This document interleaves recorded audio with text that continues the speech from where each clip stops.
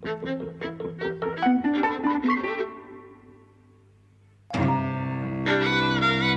and welcome to Eavesdropping at the Movies. I'm Mike. And I'm Jose. And we're talking about Vice today. Yes. Written and directed by Adam McKay, who, well, you probably know him from The Big Short, which was his previous film. That was from 2015. Yes. That was the dramatisation of the modern Wall Street crash, based on the book by Michael someone, I forget his name, who was the guy who was behind Moneyball. So it had all this kind of investigative but funny, kooky thing going on, and he's kind of turned that same style to the life of Dick Cheney. Yes. The most powerful vice president there's ever been, and it talks about him kind of seizing power under the nose of the American people and doing things to his ends. I wasn't that impressed. I didn't like it. I mean, it's weird, right? Because it really, what the film is, it's an essay. It's an essay film.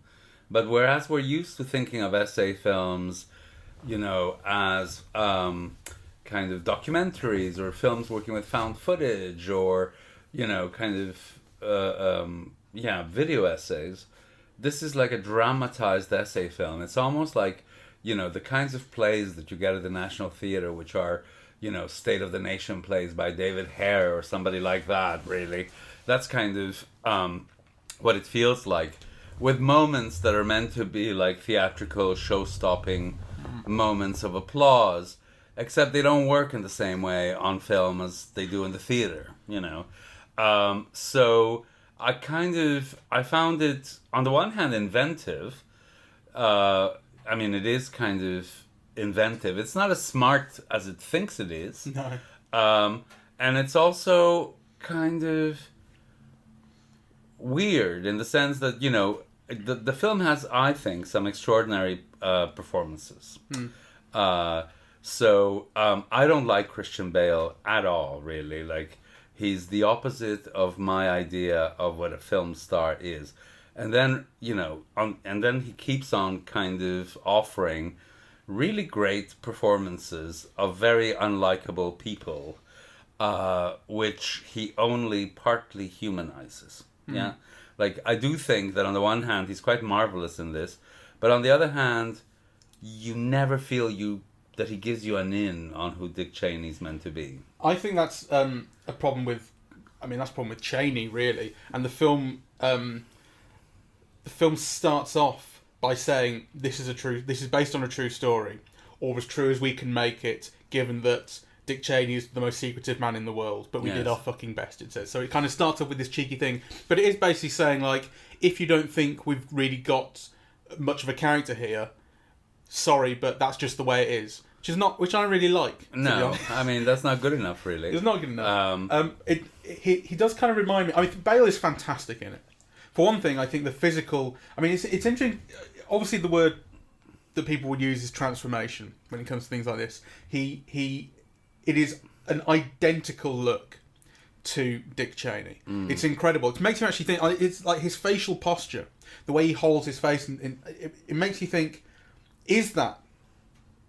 How much of that is prosthetics? How much of that is acting? How much of that is just natural? Like, I think they might have the same mouth.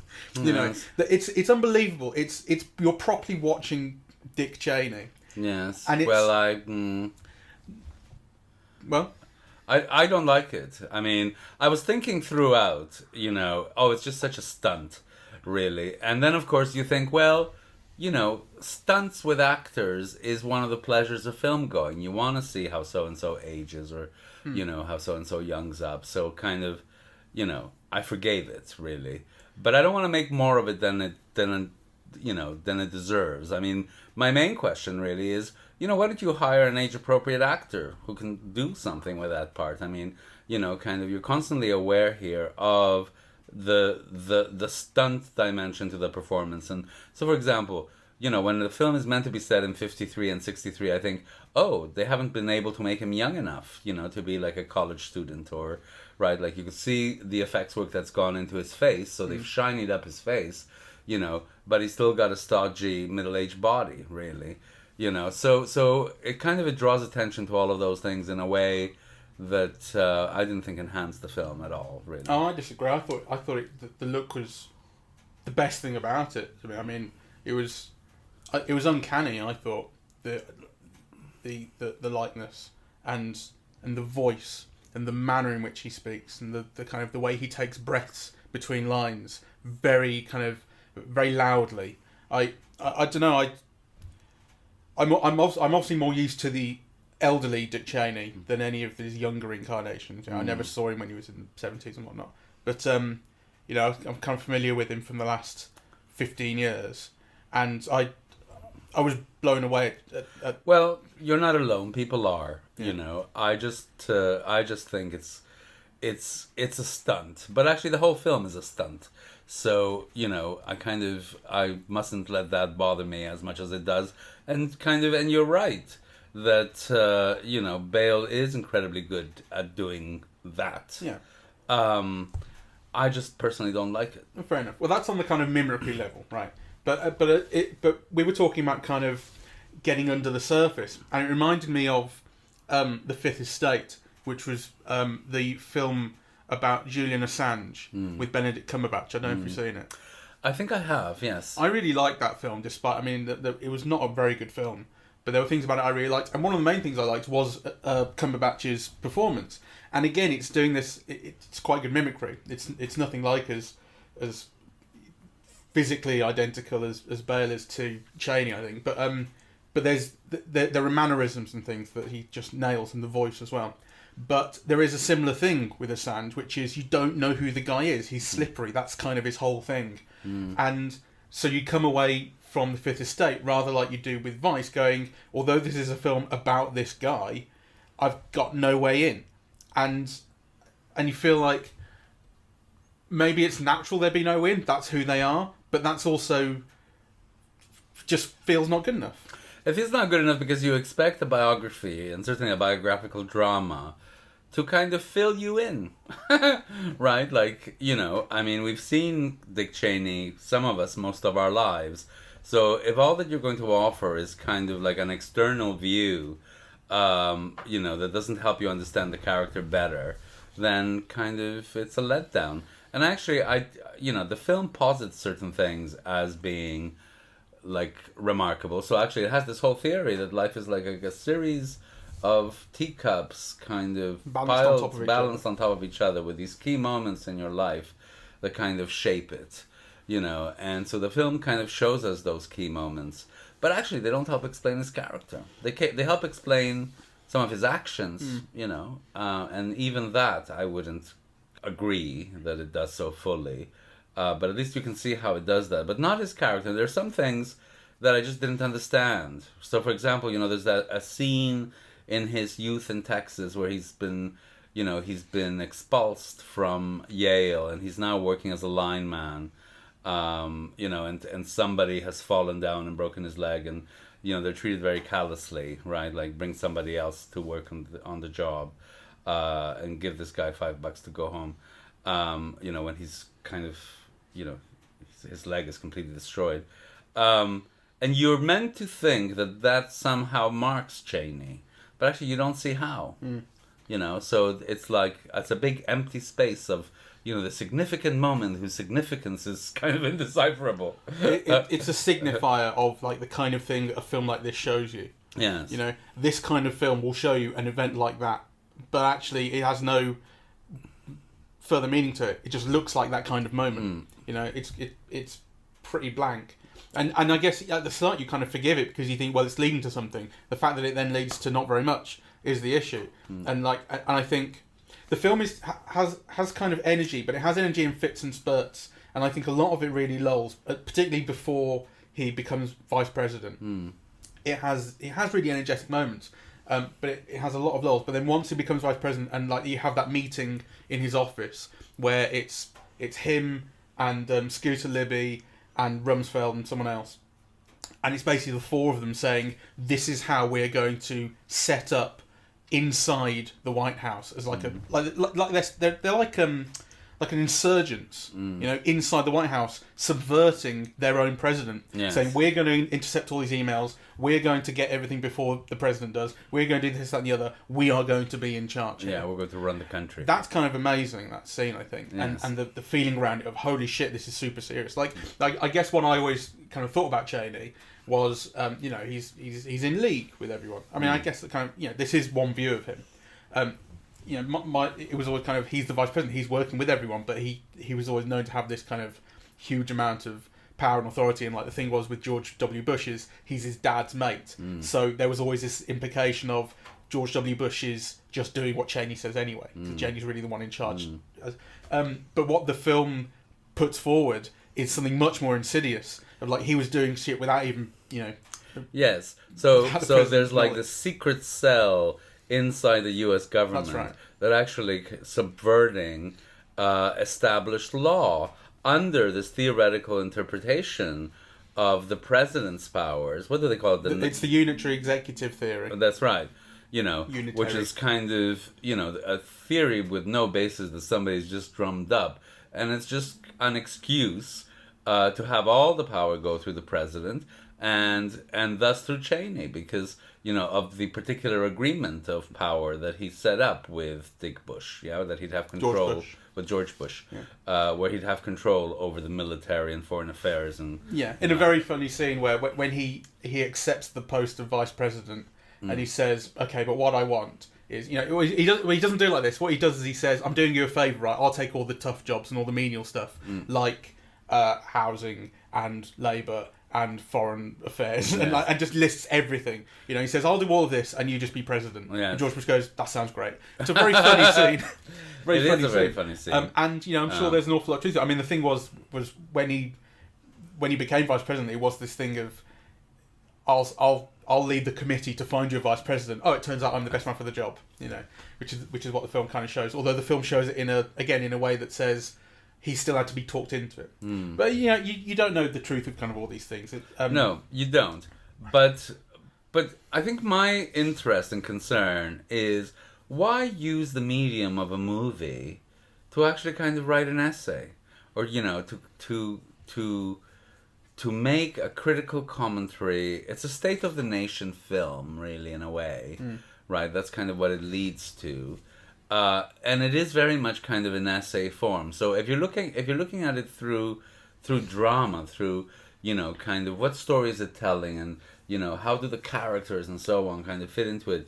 It's very much at a one remove, right? It's a different style to that. It's kind of the film is doing something else, And my question then is, why do it in this form? Maybe there's a good reason that I'm not getting. To me, it feels kind of superficial and light, and and there are moments where the film gets completely energized. So, I felt the first time when Amy Adams came in, boom, like the film took off on a completely different level, and also when Sam Rockwell kind of comes in, George Bush. It kind of, and it's a delight to see them. And you think, why aren't they being deployed to actually kind of show us character and dramatize story, rather than these cartoony kind of things to kind of be part of a satirical point. Well, if you compare it to The Big Short, right? That's I looked it up. The Big Short. The book was written by Michael Lewis. That's the guy. So the thing is, Adam McKay started off on like Saturday Night Live, and he worked with Will Ferrell an awful lot, and he made the Anchorman films. And Will Ferrell was one of the producers in this film. Yeah, and he made Talladega Nights and things. So he was in that kind of Judd Apatow stable a little bit. And then The Big Short was the film where he said, it's something different now. We're doing a dramatic thing that's going to be and something really kind of important. So that was the story about 2008 market crash, and I think what both of these films are trying to do is that they have a kind of educational aspect to them. Where one of the things that was so good about The Big Short was it would say, you have no idea what a collateralized debt obligation is. Let me explain it to Stop you. the film here. We'll get a film star, or we'll get Anthony Bourdain, or we'll get Margot Robbie. And that was great. And we'll explain things. This film does similar things. Does it? A little bit, not as much. It does it with, for instance, with the unitary executive. And I think, from my personal perspective, I knew more about American politics and Dick Cheney and all that kind of, and basically this story than I did about the details of the financial crash. Right. Which meant that I found all that stuff more interesting in The Big Short. Less so in this. But I talked to my brother, or he talked to me because he saw the film a few weeks ago. So he didn't say that much to me. But he said that he liked this more than The Big Short. And I wonder whether that difference in knowledge is part of it, because you learn more from this if you don't know as much. Well, that's kind of tautology. But I learned less from this, which I think means that whole aspect is kind of lost. Okay, well, but for me, the other thing is I'm also much more suspicious of this. Yes. Because actually, I don't trust that what the film is saying about any of these things is true. I think there's an element of that as well. I was thinking all the way through, it's saying all the kind of stuff that I would like to agree with. He's an evil man. It basically puts together this picture of Cheney as someone who is fundamentally responsible for the kind of culture of misinformation and Donald Trump. For Fox News. Yeah, Fox News. For the war in Iraq, for various nefarious reasons, and therefore the film goes on to say the rise of ISIS. Yes. It puts Cheney right in the middle of all this and tries to make an image of him as the kind of the keystone in everything that has happened over the last 25 years that's led to where we are today. All the worst aspects of American culture, the tax breaks for the rich, the diminution of workers' rights, lobbyists in the government, the falsification of news, the use of the use of different words to say things. Frank Luntz is the kind of pollstering guy who he's one of the biggest pricks in the world, who said terms like was the one I saw him talking about in real life to Sean Hannity. He said, talking about healthcare in America and when it was the Affordable Care Act, he said if you use the term public option, people are in favour of it. If you use the term government option, people are against it. Yeah. So Sean Hannity said, I'm going to use government option from now on. Yes. On air. Like, you're not supposed to have that conversation in public. Yeah. But well, in this one, it was the difference between an estate tax, which everybody approved of, or a death tax, which everybody was against. Exactly. Right. And so that's how they won tax deductions for the rich. Right. Everybody, as soon as you turn to the death tax, everybody's against it. So, kind of using focus groups, basically, not to find out things to solve social problems, but actually to sell people to agree to that which is against their own interests. Yeah. That's one of the points that the film makes. So the film puts Cheney at the centre of all of this, and I think quite effectively, but you have to buy into it, and you have to believe everything it says. And like I say, what I was thinking throughout was, we might very well enjoy this, but if you show this to someone who, on the other side, what do they make of it? They probably, anything they don't like, they don't believe. Or they end up coming out of it going, American hero. Because there's stuff in this that if you have the other sort of perspective to us, then you end up going, look at him, he fucking took down Al-Qaeda, and he took down this and the other, he made this alright. Just because the film shows you things that Cheney was responsible for, doesn't automatically mean that the audience will take it the way the film kind of wants. I know, but the film, though, is quite blunt about, showing how he worked for Unilever, was it? Halliburton. He was CEO of Halliburton. Yeah, and, how the whole of the Iraq War was basically a project to take over the oil fields, of which he was a great beneficiary, through his work for Halliburton. How all of that kind of policy was lots of young men losing their lives so that a few people can make tons of money. I mean, it's quite an amazing statement to make in an American film with stars. And I mean, you see this kind of critique in documentaries, but it's very rare to see it kind of so upfront in a drama, a studio drama with stars. Like an A film, really, which is what this is. So I just wish it was more convincing, that I liked it more, that I was more emotionally involved in these people. It just felt like an op-ed editorial from The Guardian, the whole film. Yeah, there's a lot of that. It doesn't get into... I think, let's not be too unfair in it. I think it does have very interesting, very entertaining moments, or some slightly extraordinary moments. I think there are times when it kind of breaks out of that mode and ends up creating something a little bit more special. Well, it's like when I say it's a bit like a national theater piece. So there are moments where the film stops and addresses you specifically, or cheats you, or says, "Oh, this is the end of the film. Here are the credits," and you're only like 1/3 of the way through the film, right? And so kind of, this is not the way the story ends. It continues like this. So it has kind of those very writerly, grandstanding moments, which are in their own way kind of fun, but also very annoying. So, for example, I hated, all of this voiceover narration at the beginning. So, you have like this schmucky, smart guy, kind of explaining the world to you, which I just, you think, fuck off. I have my own understanding of the world. Why should I be listening to you? Yeah. And then he kind of explains, right, who he is. And at the end of it, you find out that it was the person whose heart Dick Cheney needed for his transplant. And you just think, ugh, it's such a kind of... Yeah, we kind of think... It's a writer without an editor. Yeah, I mean, it's definitely too long. I think The Big Short's too long as well. You do kind of feel... The thing about the narrator is... I guess the twist was kind of fun. It's like... It's not just like someone in his life. It's the guy whose heart was donated. That's kind of interesting. But then you go... So what's actually being said here? Yeah, what's the point? Is the film being narrated by Dick Cheney's heart? But it does give you that fantastic final shot where, because the film ends on his heart transplant with this kind of montage. I think the montage, that's one of the better things of the film. That final montage, I think, was quite good. But it ends with this huge shot of his heart sat right in front of you, close up, and it's black and decaying, and you go like, that was his heart, sort of thing. Yes. But there's nothing really original about that. I mean. Anyone who's kind of familiar with American politics for the last 20 years or more will have been familiar with jokes about Cheney having no heart or having a heart made of stone or whatever. Or like on The Daily Show, it was always that he was Darth Vader. Things like that. This is a film that made me wanna see a movie about some of the incidents that it was depicting, which I think are very dramatic, right? So you think, well, why doesn't somebody make a proper movie about this?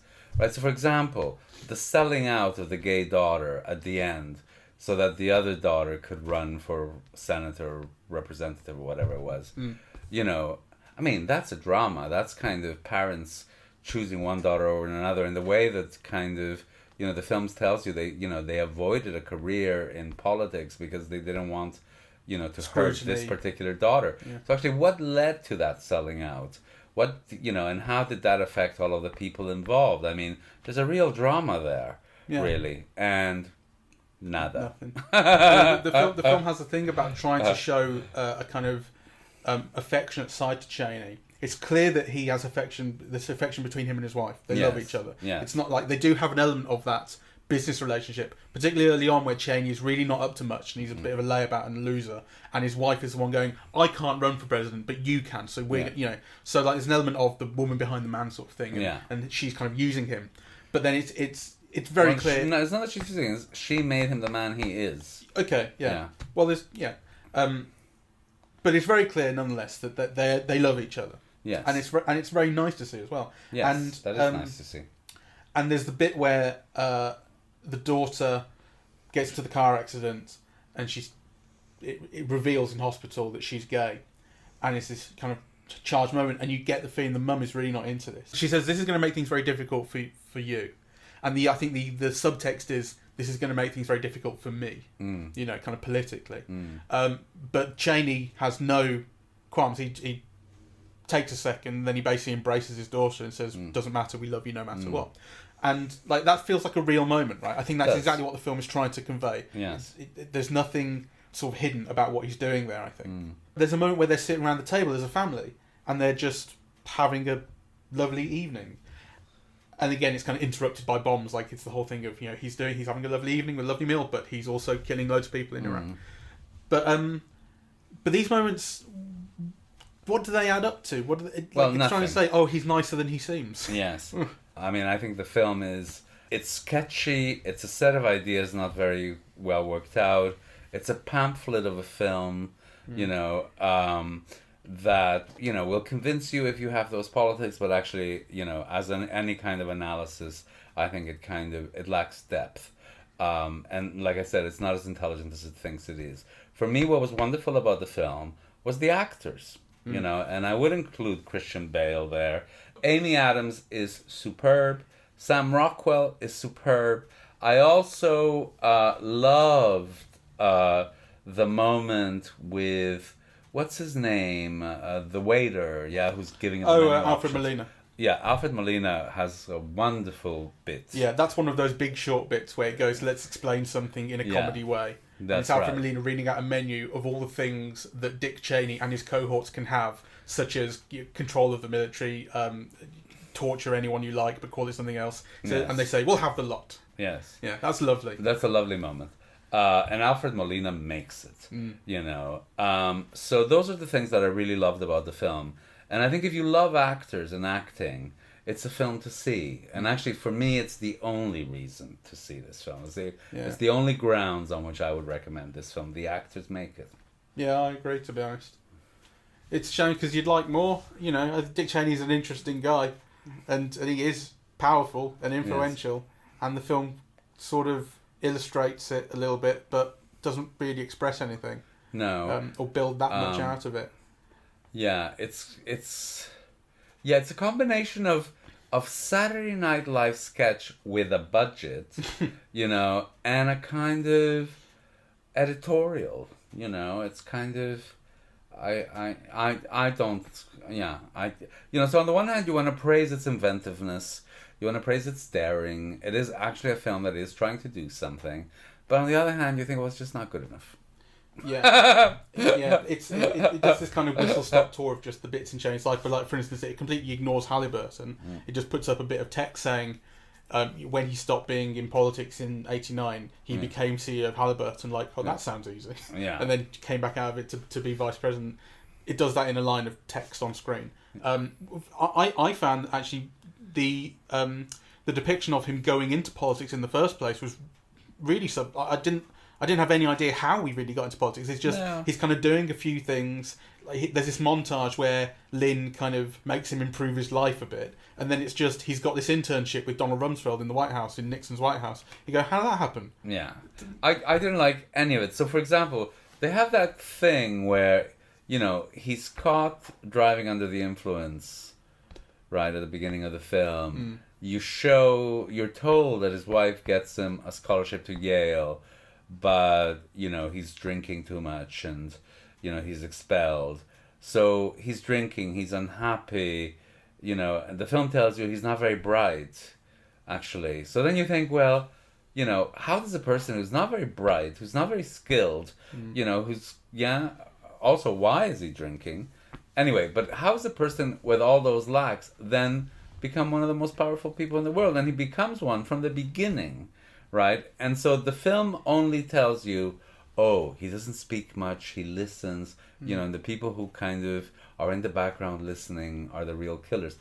Well, that might explain, why someone, gets a better office in a business. It doesn't explain how somebody becomes one of the most powerful men in America. And in this one for a period of 40 years or something, right? There's an element. Have you seen W, the Oliver Stone film about George W. Bush? No, actually, I think I do like those films of Oliver Stone, I missed that one. Yeah. It has a similar thing of all of these great actors playing real people. It's quite fun to see, but that also has an element of basically it showing George W. Bush in his younger years as the lout and so on. This is not an unfamiliar kind of narrative to people. Yes. And that Barbara's his mum in it. What's George Bush's wife? I can't remember. Laura. Laura turns him round and says, "You're gonna be Christian and you're gonna stop drinking and blah blah blah." And again, same thing to what Lynn does to Dick in this. And again, I found that kind of a little bit suspect. Probably less suspect than I did this. I think this is really kind of light on its feet and just jumps around to kind of evade any kind of investigation you might actually want to have. But it's the same sort of thing of just, okay, so he's not that bright. How did... There's a funny thing of they seem to consider the presidency in this like almost his birthright. Like he's going to become president. Yes. You know, it's just a matter of when and how we manage it. And there's that moment where he sees his name right at the bottom of the poll numbers, like no one likes it, and that's when he screws up the paper and says it's over. And Lynn has this look on her face of sort of it can't possibly be over, like it's destiny. It's kind of weird how they sort of see it, how they see it this way, or how it's portrayed that they see it this way of kind of it's only one job in the country, and it only comes up once every 4 years. It's kind of mad, but then I guess that's kind of how some people think about it. I mean, there's this biography of Lyndon Johnson, and it's all about how his whole thing was I am going to be president one day. It's just a matter of how do I get there, and there's that thing of the vice president is the kind of the first shittiest job in America because it's like you're like the first loser, and the whole thing is the vice president doesn't have anything to do. It's what they talk about in this film as well. Vice president does nothing. You're just waiting for the president to die. But then, like in Lyndon Johnson's case, he did. Turns out, things went well. But you kind of like, but there's nothing even that Machiavellian in here. It's not like they're saying, well, actually, there is one moment. There is that one moment where it's 9/11 has happened, and Cheney says to Bush, "We should not be together because for as a continuation of government or whatever." Yeah, continuation of government. I think continuance of government. The idea that he's basically thinking George Bush is going to die pretty soon. Yes. So I'm going to get out of the way to be ready for it. But that's the only time that anything that kind of evil and Machiavellian comes into play. You kind of get like he's sort of determined to be at the top, and his wife is determined to be at the top, but it's really muddled. You don't know why. So I mean, there's lots of references. Like Steve Carell says, "Oh, you've learned how to be ruthless" or whatever. But his rise to power is not very well explained. And I think too much is made of his deficiencies, and not enough of what must have been his strengths or whatever they were. I mean, how does someone climb so high if Yeah. Like, if all you're shown is them being, alcoholic, thick alcoholics, Yeah, he's really dumb at the start. Yeah, a pushy wife, can't be the only reason, right? Right. And there's the thing of when he's first working in the White House as Rumsfeld's intern, he kind of seems nice still. He's green, basically. And later on, when he fires Rumsfeld right at the end from the Bush White House, Rumsfeld repeats this line he said once before in the film about where did you learn to become such a dick, basically. It's so ruthless and that sort of thing. And that's right, the other time he says it is when he's talking about all the people that he's hired to staff the White House when they first take over power in 2000. And Rumsfeld says, "What about your dad's mates? Where are they?" And he says, "They weren't offered jobs at this time." Yes. And he says, "God, you're so ruthless." So there's this thing of how even Rumsfeld is kind of, because you see Rumsfeld right from the start is ruthless and has no friends and will tell people all the So you get like, oh, he's kind of learned it from Rumsfeld, but then even Rumsfeld is not used to, or is surprised at just how far Cheney's gone. But again, it's just an indication of something, and there's no real expression of actually what turned him this way or made him so bad, or what the realization was that you have to act like this, or whether it was like an activation of something in him that he realized he was good at being a dick. There's nothing like that. It's just it happens. Yes. Anyway, blah. But let's finish by saying that the performances are great, and watching the characters play together, I think, is really good fun. Despite the fact that it's not adding up to an awful lot. Yes. And it's better than Saturday Night Live. Which is not saying enough. Well, I don't know. I mean, there are moments in Saturday Night Live when I watched them as a teenager in my 20s that have stayed with me my whole life. I don't think there's anything in this that will stay with me like 10 seconds. So, probably. I think Saturday Night Live shit. To be fair, I think Saturday Night Live. Well, Saturday Night Live is 40 years old or whatever. So you have to talk about what's Saturday Night Live, and this is not the conversation. But I think modern Saturday Night Live, I think, is still shit. Well, I don't watch it now, so I couldn't tell you, or I can't engage with that. But When people say, "Oh, look at Melissa McCarthy doing whatever his name was, the press secretary," or look at Alec Baldwin doing Trump, it's like, yeah, is this the height of satire? Anyway, well, they've got like a few days to do it. You know, this is a proper movie. They've had a lot more time, a lot more money, and actually, I think, you know, as a movie, it's very unimpressive. Yeah, I'd say if you want to see people playing presidents, that's better than this. Remember the Butler, the Lee Daniels film. I like that, and it's got Alan Rickman. It's got Shiver. No, I like that film. It's got Alan Rickman playing. That's a terrible film. No, it's not. It's not a great film, but it's better than this. And it's got Alan Rickman playing Reagan, and that's enormously good fun. And Fonda playing Nancy. I know. That was good fun, that. Anyway, Tyler Perry as Colin Powell, you know, was a surprise. And I thought, that's the campest Colin Powell I have ever seen. I really... In front of the UN going, we need to go to war. Oh, yes. But I did watch The Big Short again recently and liked it more than I did the first time. I wonder if I'll like this more in a couple of years. Who knows? Maybe. I couldn't even be bothered to watch The Big Short again. Oh no, it was good. It is. I remember you only liking the Margot Robbie bit initially.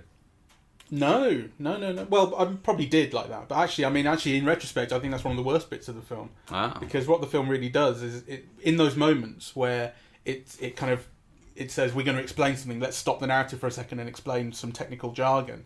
Then it either uses, if it uses a woman, then it's because she's a sexy woman. Yes. It's Margot Robbie, or is it Selena Gomez? I remember, yeah. And then if they use a man, it's not because he's a sexy man, it's because he's an expert of some sort. Yeah. So they use Anthony Bourdain, and they use some economic policy guy who stands next to Selena Gomez. It's like, that's pretty sexist.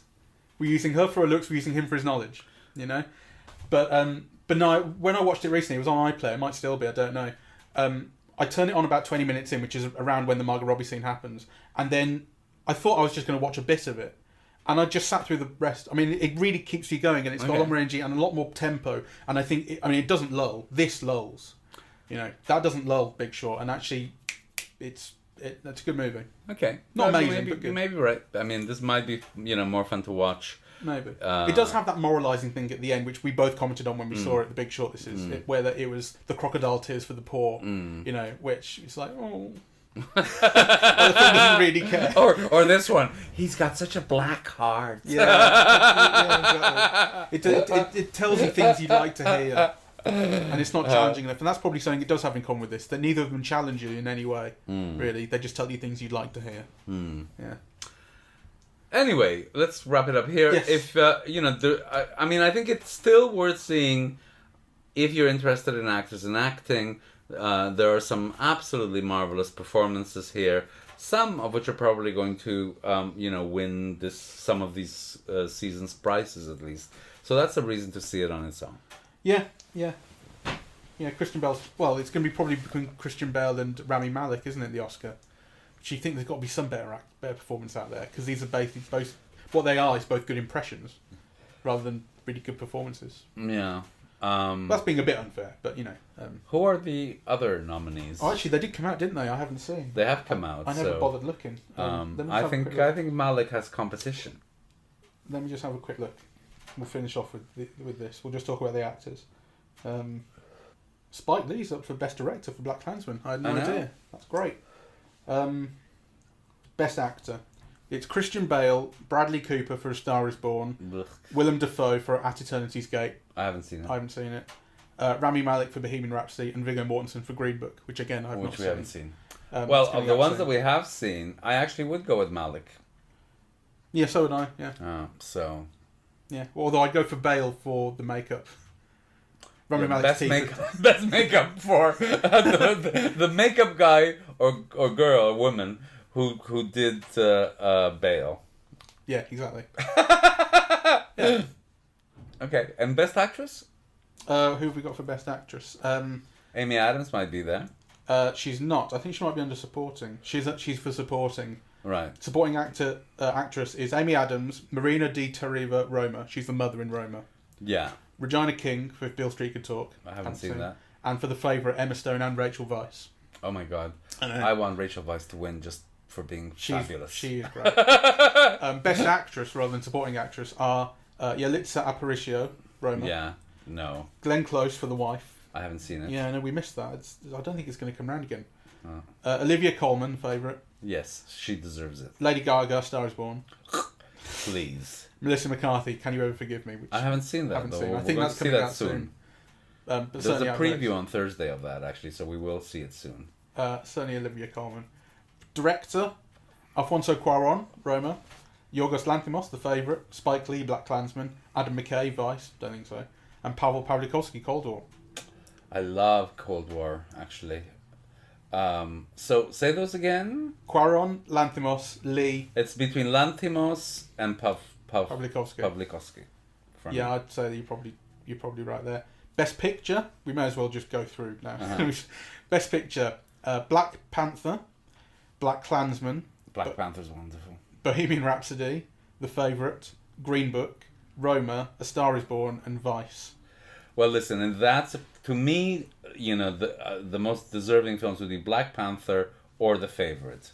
Those would be my top choices of that list.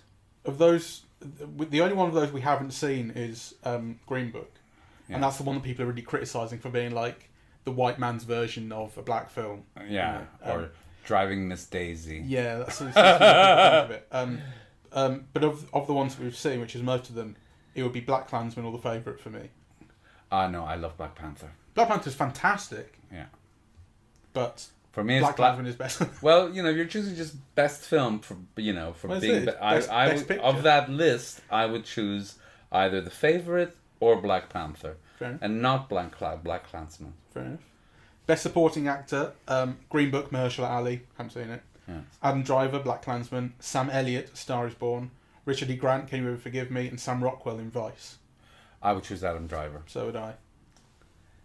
Screenplay, original screenplay, The Favourite, First Reformed, Green Book, Roma, and Vice. The Favourite. Yeah. Adapted screenplay, A Star Is Born, Ballad of Buster Scruggs, Black Klansman, If Beale Street Could Talk, and Can You Ever Forgive Me? We haven't seen If Beale Street Could Talk, and that's a big one. Yeah. What is Can You Ever Forgive Me? Can you remind me? Can You Ever Forgive Me? It's this Melissa McCarthy thing, and I don't know very much about it. That. Yeah. Okay. Makeup and hairstyling, Vice is in there. Well, it's Border, Mary Queen of Scots, and Vice. Costume is Buster Scruggs, Black Panther, The Favourite, Mary Poppins, and Mary Queen of Scots. Black Panther. You love it. You love a catsuit. I love a catsuit. Cinematography is The Favourite, Never Look Away, Roma, A Star Is Born, and Cold War. Cold War. You love it. Original song, who cares? Original score, Black Panther, and some other stuff. Isle of Dogs. Ooh, Isle of Dogs is great. I'm not going to read the others because I don't want Isle of Dogs to win. All right, let's end it here. And there's the rest. So there you go. We'll come back to Oscar picks. We might kind of do. Well, I'll have to come over when the Oscars is on, like we did last year, and we didn't record anything. Alrighty. Oh. Thank you very much for listening. We are Eavesdropping at the Movies, and we are on iTunes, SoundCloud, and YouTube. On social media, we're on Facebook and Twitter, and we're at eavesdroppingatthemovies.com. Okay. Bye bye.